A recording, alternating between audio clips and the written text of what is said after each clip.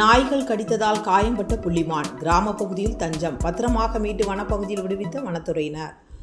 கோவை மேட்டுப்பாளையம் அடுத்துள்ள ஓட்டந்துறை, ஊமபாளையம், பாலப்பட்டி, வஞ்சினம்பாளையம் உள்ளிட்ட பல்வேறு பகுதிகள் வனப்பகுதியை ஒட்டி அமைந்துள்ளன. இதனால் அடிக்கடி காட்டு யானை, மான் உள்ளிட்ட பல்வேறு வகை வனவிலங்குகள் ஊருக்குள் வருவது வாடிக்கையாக உள்ளது. இந்த நிலையில் வனப்பகுதியிலிருந்து வெளியேறிய ஒற்றை புள்ளிமான் பாலப்பட்டி அண்ணாநகர் பகுதிக்கு வந்துள்ளது.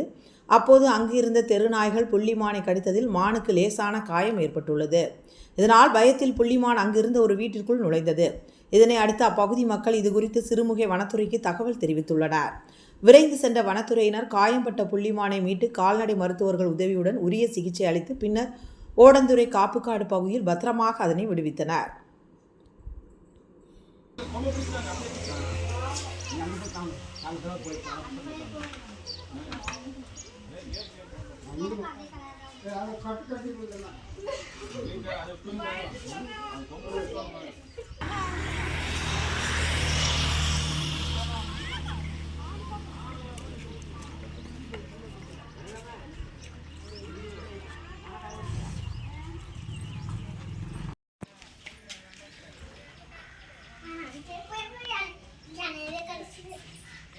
Kari